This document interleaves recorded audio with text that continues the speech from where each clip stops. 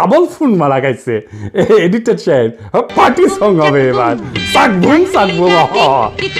হাসিনা জিতে যায় না, সাগর শুকায় যায়।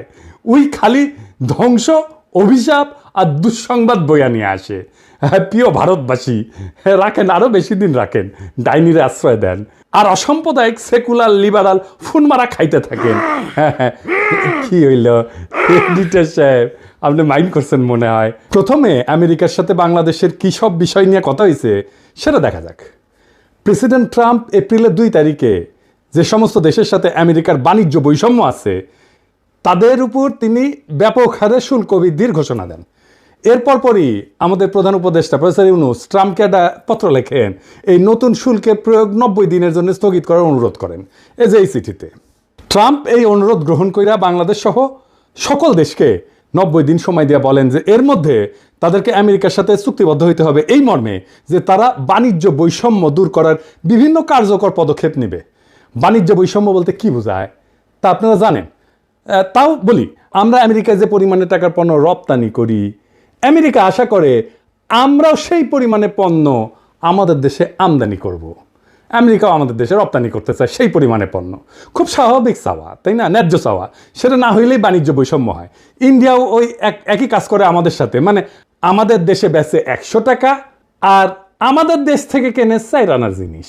যাই হোক, ট্রাম্পের কাছে পাঠানো প্রফেসর ইউনূসের চিঠিতে আমরা জানতে পারলাম যে এর 2 মাস আগে তিনি হাই রিপ্রেজেন্টেটিভ ডক্টর খলিলুর রহমানকে, তিনি বর্তমানে একই সাথে জাতীয় নিরাপত্তা উপদেষ্টা, তাকে ওয়াশিংটনে পাঠিয়েছিলেন আমেরিকার কাছে এই প্রস্তাব দিতে যে বাংলাদেশ স্বতঃপ্রণোদিত হইয়া আমেরিকার সাথে তার বাণিজ্য বৈষম্য দূর করার পদক্ষেপ নিতে চায়। নিজে থেকেই বলছে বাংলাদেশ সর্বপ্রথম দেশ যে আমেরিকার কাছে এই ধরনের প্রস্তাব দেয়, দুনিয়ার মধ্যে প্রথম দেশ। এটা মাথায় রেখেন, লিখে রাখেন। চিন্তা কইরা দেখেন, ট্রাম্পের অ্যাকশনের 2 মাস আগেই প্রফেসর ইউনূস এবং ডক্টর খলিল বুঝতে পারছিলেন যে ট্রাম্প বাণিজ্য বৈষম্যের বিষয়ে অ্যাকশন নেবেন, এবং তাই তারা এই আগাম পদক্ষেপ নেন। ট্রাম্প যখন এপ্রিলে শুল্ক বৃদ্ধির ঘোষণা দিলেন ততদিনে কিন্তু বাংলাদেশ বাণিজ্য বৈষম্য কমাই আনার কাজ শুরু করে দিছে, মানে আমরা আগাইছিলাম। ট্রাম্পের কাছে লেখা প্রফেসর ইউনূসের চিঠির একটা বিষয় লক্ষ্য করলে বোঝা যাবে যে তিনি বাণিজ্য বৈষম্য কমানোর এই কাজে আসলে কি হাসিল করতে চাইতেছেন। তিনি বলছেন যে বাংলাদেশ আমেরিকার কাছ থেকে অধিক পরিমাণে কৃষি পণ্য ক্রয় কইরা বাণিজ্য ঘাটতি মেটানোর চেষ্টা করবে। এটারে আমি বলছিলাম হার্টল্যান্ড, হৃদয় জয়। হার্টল্যান্ড মানে যে সমস্ত আমেরিকার প্রদেশ কৃষি পণ্য তৈরি করে। আমি ওই ভিডিওতে বলছিলাম হার্টল্যান্ড। এডিটর সাহেব এটা দেখা দেন না, সবাই না দেখুক আমি কি কইছিলাম। আমাদের একটা জিনিস এখানে বুঝতে হবে, আমেরিকায় হার্টল্যান্ড বলে একটা জায়গা আছে, মানে আমেরিকার হৃদয়। সো আমেরিকার এই হৃদয়কে আমরা কেন বিজয় করতে চাই? আমেরিকার হার্টল্যান্ড বলতে সাধারণত মধ্য পশ্চিমাঞ্চলের কৃষিভিত্তিক রাজ্যগুলোকে বোঝায়, যা আমেরিকার অর্থনৈতিক, সাংস্কৃতিক এবং রাজনৈতিক পরিচয়ের মূল ভিত্তি হিসেবে বিবেচিত হয়। এই রাজ্যগুলোকে বলা হয় হার্টল্যান্ড। তাদের ভৌগোলিক অবস্থান, কৃষির উপরে নির্ভরশীলতা এবং ঐতিহ্যবাহী আমেরিকার মূল্যবোধের জন্য তাদেরকে হার্টল্যান্ড বলা হয়। এদের রাজনৈতিক গুরুত্ব অপরিসীম, বিশেষ করে নির্বাচনী প্রক্রিয়া এবং নীতি নির্ধারণে। তাই আমরা এই হার্টল্যান্ডকে টার্গেট করব। দেখলেন তো কৃষি পণ্যের উপর তিনি জোর দিলেন কেন? এটা আমার ওই ভিডিওতে আছে। তারপরেও আমরা আরেকটু বুঝে দেখি। এটা আমরা বুঝতে পারলাম আমেরিকা বাংলাদেশের উপরে 20% শুল্ক ধার্য করার পর প্রকাশিত রয়টার্সের একটা খবর থেকে। রয়টার্সের এই খবরে বলা হয় যে শুল্ক আলোচনায় বাংলাদেশের প্রধান আলোচক বা lead negotiator doctor Khalilur Rahman বলছেন যে protecting our apparel industry was a top priority, but we also focused our purchase commitments on US agricultural products. This supports our food security goals and fosters goodwill with US farming states. ইংরেজি যেহেতু কইছে ঠিকই কইছে, তাই না? বাংলায় এটা মানে হইতেছে যে উনি বলছেন যে আমাদের বস্ত্র শিল্পকে, গার্মেন্ট শিল্পকে রক্ষা করা একটা প্রায়োরিটি কাজ, উচ্চ অগ্রাধিকার। সেটা সত্ত্বেও আমেরিকা থেকে কৃষিপণ্য আমদানি ছিল আমাদের ফোকাস। এতে আমাদের খাদ্য নিরাপত্তা বৃদ্ধি পাবে এবং আমেরিকার কৃষি নির্ভর রাজ্যগুলির সাথে আমাদের ঘনিষ্ঠতা বাড়বে। তিনি যেহেতু ইংরেজিতে কইছেন ঠিকই কইছেন, আর আমি বাংলাতে কইছিলাম হার্টল্যান্ড, যে আমি হার্টল্যান্ডকে মানে আমেরিকার কৃষিপণ্য উৎপাদন করে যেই অঞ্চল, যে প্রদেশগুলো, সেগুলোকে বলে হার্টল্যান্ড। এই হার্টল্যান্ডের পণ্য আমরা কিনবো, তাই আমরা আমেরিকার হৃদয়ে জয় করব। তাই এই কথাটার অর্থ কি? যে আমেরিকা থেকে বেশি কৃষিপণ্য ক্রয় করে এক কথা, কিন্তু তিনি কেন খাদ্য নিরাপত্তার বিষয়টা টেনে আনলেন? আমরা জানি আমাদের দেশে 40-এর মন্বন্তর 74-এর দুর্ভিক্ষে লক্ষ লক্ষ লোক মারা যায়, এটা আমাদের জাতির কালেকটিভ মেমোরিতে আছে। যুদ্ধকালীন সময় এত লোক কিন্তু মারা যায় না, এরপর অপুষ্টিতে মারা যায় অগণিত মানুষ। এই স্মৃতি আমাদের এখনো তাড়া কইরা বেড়ায়। ফলে খাদ্য নিরাপত্তা আমাদের চিন্তার ডিএনএর ভিতরে ঢুকে গেছে এবং হইয়া দাঁড়াইছে আমাদের জাতীয় নিরাপত্তার 1 নম্বরের অগ্রাধিকার। খলিল ভাইকে যখন জাতীয় নিরাপত্তা উপদেষ্টা করা হলো তখন চারিদিক দিয়ে কি হাউকা, উনি নিরাপত্তার কি বুঝেন? এবার বুঝ নিরাপত্তা কারে বলে। খাদ্য নিরাপত্তা আমাদের জাতীয় নিরাপত্তার 1 নম্বর অগ্রাধিকার। খাদ্য কি মিলিটারি এলিমেন্ট নাকি রে বকসদ? আমেরিকা থেকে আমরা মোটা দাগে গম সোয়াবিন আমদানি করি, সেই সাথে কিছু পরিমাণে ভুট্টাও কিনি। খাদ্যবস্তু ছাড়া আমরা তুলাও আনি সেই দেশ থেকে। আমাদের গম আমদানির প্রধান উৎস হচ্ছে ইন্ডিয়া, তার সাথে আছে রাশিয়া আর ইউক্রেন। রাশিয়ার উপর আমেরিকার স্যাংশন আছে, সে কারণে ওখান থেকে গম আমদানি আর সম্ভব না। ইউক্রেনের তো যুদ্ধগ্রস্ত, সেখান থেকেও আমদানি সম্ভব না, আর আমদানির পরিমাণ অনিশ্চিত। বাকি থাকে ইন্ডিয়া। ইন্ডিয়া থেকে আমাদের খাদ্যদ্রব্য আমরা বিনা পয়সায় তো কিনি না, তাই না? তাও এর সম্পূর্ণ মূল্য আমরা পরিশোধ করি। তবু আমরা দেখতে পাই ভারত প্রায় বিনা নোটিশে খাদ্যবস্তু এবং অন্যান্য পণ্যের উপরে রপ্তানি বাধা আরোপ করে, রপ্তানি বন্ধ করে দেয়। এমনকি চাল রপ্তানি বন্ধ করে দিছিল। শুধু তাই না, আবার কইয়া বেড়ায় হাঙ্গারে নাকি ওরা খাওয়ায়, খিলায়। ওরা না খেলে নাকি আমরা চলতেই পারবো না, আমরা না খেয়ে মরবো। আমরা টাকা দিয়ে শুধু ভারতীয় পণ্য কিনলেই চলবে না, আমাদের কৃতজ্ঞ থাকতে হবে যে ইন্ডিয়া আমাদের বেচিচ্ছে। চিন্তা করেন, মানে ইন্ডিয়া আমাদের মারবে আবার টাকাও নিবে, বুঝেছাও? এটা হইতেছে ইন্ডিয়া। তো ওদের কাছ থেকে কেন কিনবো আমরা? ওদের ভোমা ইন্ডিয়ান পেঁয়াজ ছাড়া চলিচ্ছে না আমাদের। একসময় বলতো না ইন্ডিয়ান পেঁয়াজ ছাড়া আমাদের চলবে না, চলে, এখন চলিচ্ছে আমাদের পেঁয়াজ ছাড়া। ওদের ধরে চটাস করে থাপ্পড় মারবেন যারা এটা কথা বলতো এক সময়। ইন্ডিয়ান ফ্যাক্টরি যেগুলো বাংলাদেশে বানাইছে না, বন্ধ করো কয়ে দিলাম আগে, নয়তো ধানমন্ডি 32 নাম্বার কইরা দিব, পরে আবার কয়েও না, সাবধান করি নাই। তার মানে ধরেন আমাদের যখন বিশেষ প্রয়োজন তখন এমন অবস্থা হইতে পারে যে ভারত আমাদের খাদ্য রপ্তানি বন্ধ করে দিচ্ছে। এই তো কয়েকদিন আগে পাকিস্তানের সাথে যুদ্ধের প্রাক্কালে আমরা দেখলাম যে ইন্ডিয়া পাকিস্তানের সিন্ধু নদীতে পানি প্রবাহ একতরফাভাবে বন্ধ করে দিছে, যে কাজটা পূর্বের কোনো যুদ্ধকালে সে করে নাই। অর্থাৎ পানিকে ভারত অস্ত্র হিসেবে ব্যবহার করেছে। ভারত যে ভবিষ্যতে খাদ্যদ্রব্যকে অস্ত্র হিসেবে ব্যবহার করবে না তার কোনো গ্যারান্টি আছে? তো জাউরা ও করবে না, এমন কোনো কাজ নাই। আমি মোটামুটি নিশ্চিত আমেরিকা থেকে অধিক পরিমাণে খাদ্যদ্রব্য আমদানি করার সিদ্ধান্তের পিছনে প্রফেসর ইউনূস এবং খলিল ভাই এই ভাবনাটাকে বিশেষ বিবেচনায় রাখছেন। ফলে ইন্ডিয়া আমাদের প্রয়োজনের সময় খাদ্য রপ্তানি বন্ধ কইরা আমাদের উপরে চাপ দিতে পারবে না। এই একই কথা তুলা আমদানির ক্ষেত্রেও প্রযোজ্য। বাংলাদেশকে টাইট দেওয়ার একটা বড় অস্ত্র এভাবে ভারতের হাত থেকে নীরবে সরাইয়া নিছেন প্রফেসর ইউনূস আর ডক্টর খলিল। সাবাস, বাঘের বাচ্চা। এইবার আমাদের তো পার্টি সং বাজানো উচিত। এডিটর সাহেব, একটা পার্টি সং দেন। আমার বিশ্বাস প্রফেসর ইউনূস আর ডক্টর খলিল এই কাজগুলা করেছেন বাংলাদেশের স্বার্থ বিবেচনা কইরা। ভারতের ক্ষতি করা তাদের অবশ্য উদ্দেশ্য ছিল না, কিন্তু ভারতের যে ক্ষতি হইল সেটা তারা সারা জীবন মনে রাখবে। একে তো খাদ্যদ্রব্য রপ্তানি হঠাৎ করে বন্ধ করে আমাদের মতো বাংলাদেশকে বিপদে ফেলায় ভারত তার হীন স্বার্থ আর কখনো হাসিল করতে পারবে না। সেই সাথে ভারত আরও একটা বড় ক্ষতি হইল, বাংলাদেশে তার যে খাদ্যদ্রব্য এবং তুলার মার্কেট সেটা এখন অনেক ছোট হয়ে যাবে। ভারতের সাথে আমাদের যে বিশাল বাণিজ্য ঘাটতি ছিল সেটা অনেকটাই কমে যাবে। অর্থাৎ বাণিজ্য ঘাটতি কমাইতে ট্রাম্প যেটা দুনিয়ার সঙ্গে প্রকাশ্যে করতেছেন, প্রফেসর ইউনূস আর খলিল ভাই ভারতের সঙ্গে তলে তলে সেই কামটাই সারলেন, কিন্তু কেউই সেটা আগে ভাগে আন্দাজ করতে পারলেন না। এটারে কয় চাপা মায়ের হয়, এটাতে কিন্তু সাউন্ড হয় না। একই সাথে আর একটা ঘটনা ঘটলো, কি সেটা? আমেরিকার কৃষিপণ্যের লবি হইতেছে সেই দেশের সবচেয়ে শক্তিশালী লবি, মানে এই সমস্ত প্রদেশ কৃষিপণ্য তৈরি করে সেই প্রদেশগুলোর যারা এমপি মিনিস্টার আর কি, বুঝছাও? আমরা 18 কোটি বাংলাদেশি সহজেই আমেরিকার কৃষিপণ্যের একটা বৃহৎ বাজারে পরিণত হইতে পারি। আমরা যদি আমেরিকার এই সমস্ত পণ্যের বড় ক্রেতা হই, তাহলে এই যে লবি, যে সমস্ত জায়গায় কৃষিপণ্য তৈরি হয় সেই সমস্ত প্রদেশের এমপি মিনিস্টার মন্ত্রী, এদের সাথে, এদের লবির সাথে আমাদের নিবিড় ঘনিষ্ঠতা হওয়া সময়ের ব্যাপার। আর আমেরিকার যেসব রাজ্য কৃষিপণ্য উৎপাদন করে সেখানকার রাজনীতিতে, নির্বাচনে কৃষি লবি অনেকটা নির্ধারণী ভূমিকা পালন করে। ফলে এই সমস্ত রাজ্যের সিনেটর, কংগ্রেসম্যান, গভর্নরেরা কিছুকালের মধ্যে আমাদের পকেটে থাকবে, আমাদের হাতের মধ্যে থাকবে। আমি আশা করি আগামীতে যারা নির্বাচিত হবেন তারা এই বিষয়টা বিশেষভাবে যত্নের সাথে খেয়াল করবেন, এটাকে নারিশ করবেন, এটাকে পুষ্ট করবেন, এই সম্পর্কটাকে ধরে রাখবেন, আরও সমৃদ্ধ করবেন। আমেরিকায় ভারতের যে প্রভাব সেটা সে নিজের প্রয়োজনে বাংলাদেশের বিরুদ্ধে ব্যবহার করতে পারে। আমাদের সাথে ঘনিষ্ঠ সম্পর্ক থাকলে আমেরিকার কৃষি লবি আমেরিকায় বাংলাদেশের বিরুদ্ধে ভারতের যে কোনো চক্রান্তকে নস্যাৎ করে দিতে পারবে, সেই শক্তি তাদের আছে। অর্থাৎ আমেরিকান কৃষি লবি আমাদের সঙ্গে থাকলে আমেরিকাকে ভারত আর বাংলাদেশের বিরুদ্ধে কাজে লাগাইতে পারবে না, এইটা লিখে রাখতে পারেন। ইতিমধ্যেই শুল্ক আলোচনার সময় আমেরিকার তুলা, গম এবং সোয়াবিনের লবি বাংলাদেশের সপক্ষে কাজ করছে এবং আমরা তার সুফল পাইছি, আপনারা তো দেখতেই পাইতেছেন। মোট কথা, ভারত বাংলাদেশে তার কৃষি পণ্যের বাজার শুধু হারাবে না, সেই সাথে বাংলাদেশের বিরুদ্ধে আমেরিকাকে ব্যবহার করার সুযোগ তার হাতে আর থাকলো না। এ থেকে নিশ্চয়ই বুঝতে পারতেছেন যে কি ধরনের দূরদর্শিতা নিয়ে নীরব কৌশলের সাথে প্রফেসর ইউনূস আর ডক্টর খলিল আমেরিকার সাথে আমাদের বাণিজ্য আলোচনার বিষয়টা বাংলাদেশের অগ্রাধিকারমূলক জাতীয় স্বার্থে আগাইয়া নেওয়ার কাজে ব্যবহার করছেন। বাংলাদেশের এই কৌশলে ভারত আর কি বিপদে পড়ল? ভারত আমেরিকার কৃষি পণ্যের উপরে, মানে আমেরিকা থেকে ইন্ডিয়াতে যে সমস্ত কৃষি পণ্য রপ্তানি হয় তার উপরে 40% শুল্ক ধার্য করে। ভারতে কৃষিপণ্য উৎপাদনের খরচ আমেরিকার চেয়ে বেশি। চড়াহারে শুল্ক ধার্য না করলে আমদানি করা খাদ্যদ্রব্যের দাম স্থানীয়ভাবে, মানে ভারতে উৎপাদিত পণ্য কৃষিপণ্যের চাইতে কম হবে। অত্যধিক শুল্ক ধার্য কইরা বাইরের পণ্য আসতে না দিয়া ভারত কৃত্রিমভাবে আভ্যন্তরীণ কৃষি উৎপাদন বজায় রাখছে বছরের পর বছর ধরে।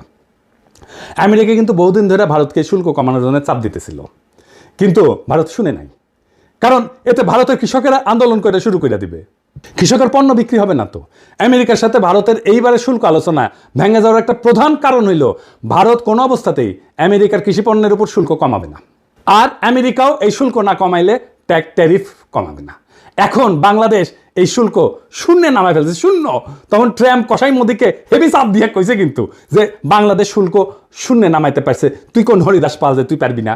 শুল্ক এবং অশুল্ক বাধা ব্যাপকভাবে না কমাইলে ভারত আমেরিকার কাছ থেকে কোনো ডিল পাবে না, লিখে রাখতে পারেন। ইতিমধ্যে প্রেসিডেন্ট ট্রাম্পের বাণিজ্য উপদেষ্টা ভারতকে আখ্যায়িত করছে মহারাজা অফ ট্যারিফ বইলা। দেখেছেন এটা? The math of this, every American needs to understand because it's related to the trade situation. You start with the fact that India is the Maharaja of tariffs. It's the highest tariffs in the world. তো ইন্ডিয়ার সমস্যা হইল কৃষি শুল্ক বিপুলভাবে কমাইলে সারা ভারতের কৃষক সমাজ একযোগে কষাই মধুর পাছার চামড়া তুলে ফেলবে। বুঝা দেখেন কষাই মোদি কি একটা পেজগির মধ্যে পড়িছে। ও কৃষি শুল্ক না কমাইলে ট্রাম্প $5 দিবে, ভারতের উপরে অলরেডি 25%-এর উপর আরো 25%, মোট 50% শুল্ক ধার্য কইরা ট্রাম্প ডলা দেওয়ার কাম শুরু করে দিছে। ডাবল ফোন মারা খাইছে। এডিটেড সাহেব, পার্টি সং হবে এবার। সাকবুম সাকবুম। হাসিনা জিতে যায় না, সাগর শুকায় যায়। ওই খালি ধ্বংস, অভিশাপ আর দুঃসংবাদ বইয়া নিয়ে আসে। প্রিয় ভারতবাসী, রাখেন, আরো বেশি দিন রাখেন, ডাইনির আশ্রয় দেন, আর অসাম্প্রদায়িক সেকুলার লিবারাল ফোন মারা খাইতে থাকেন।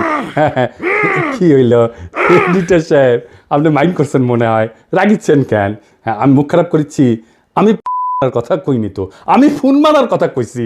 হ্যাঁ, ডাবল ফোন মারা মানে ইনকে করে ডাবল ফোন মারা খাবি। আর আমরা গান গামু। ও যখন ডাবল ফোন মারা খাবি না, তখন আমরা গান গামু, তোমার কোন কোন জায়গায় ব্যথা গো বাল্যহী ললিতা।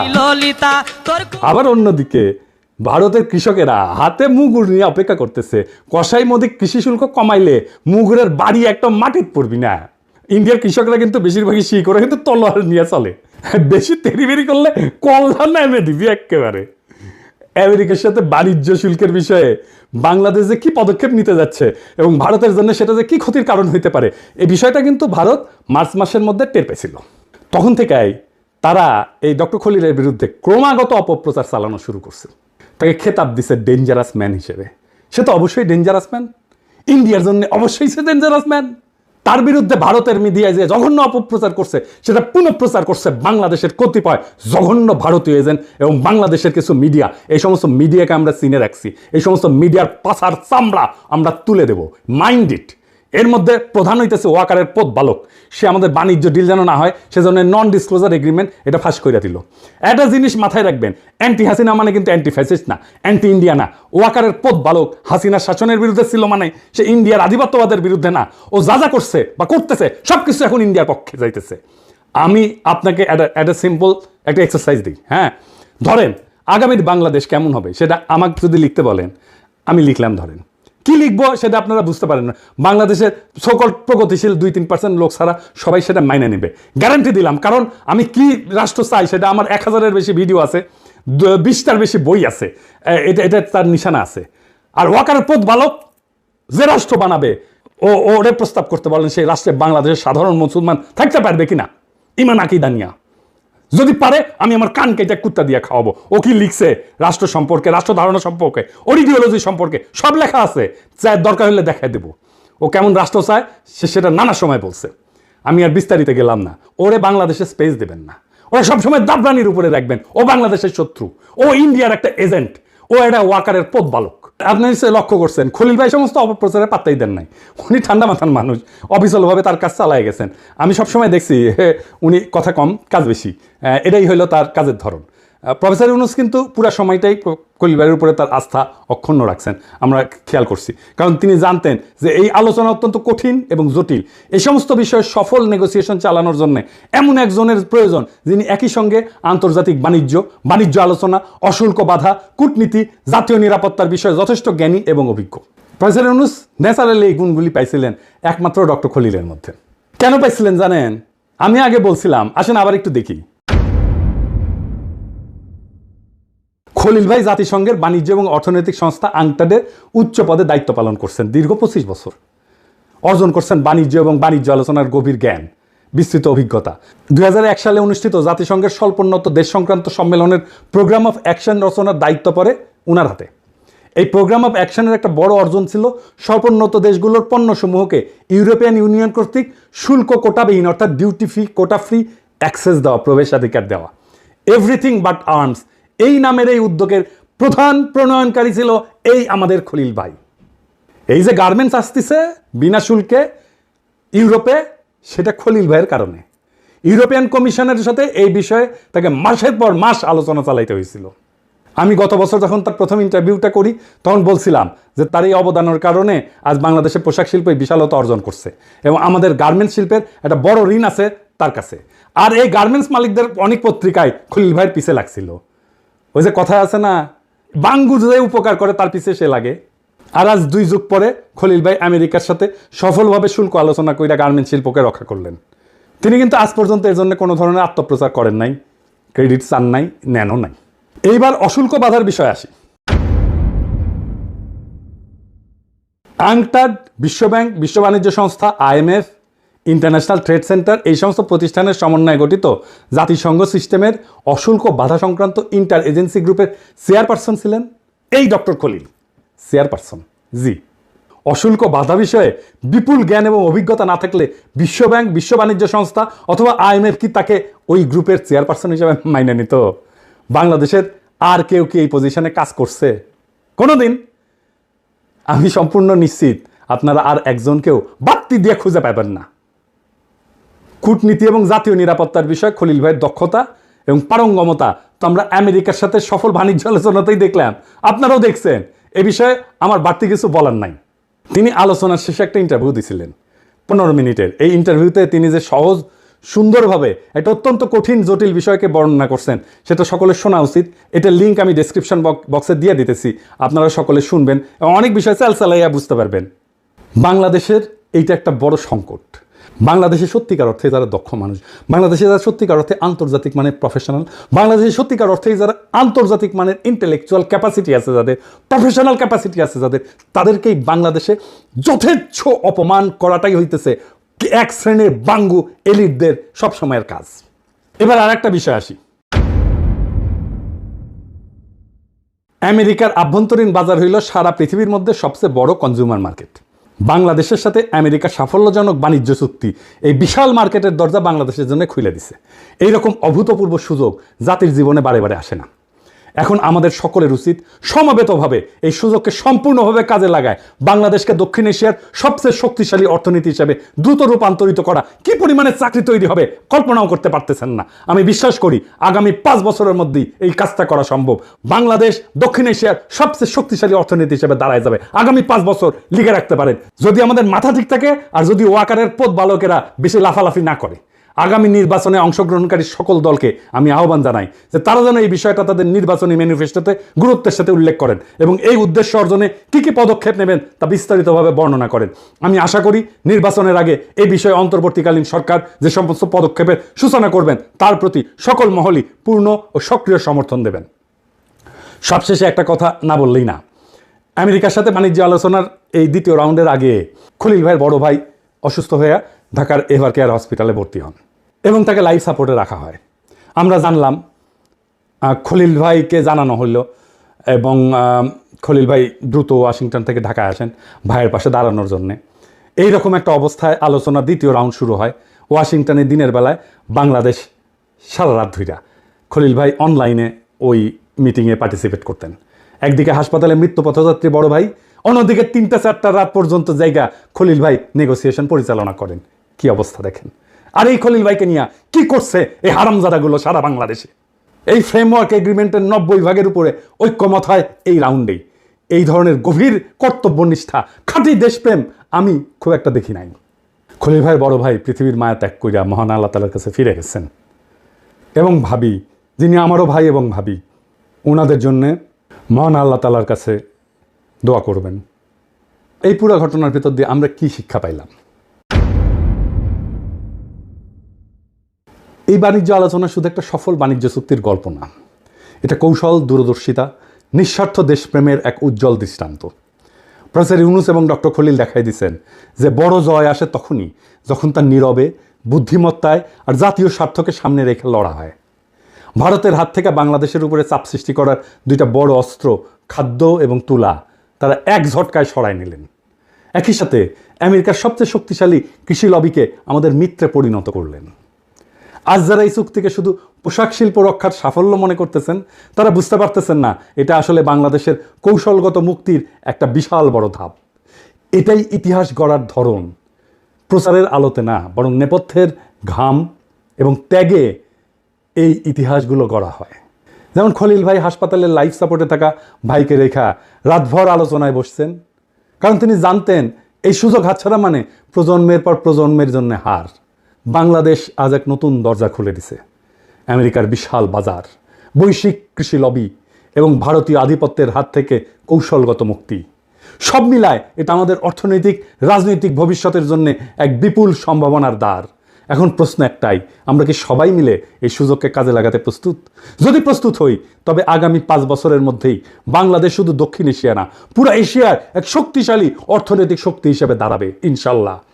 এটাই সময় ঐক্যের, সাহসের আর দূরদর্শিতার।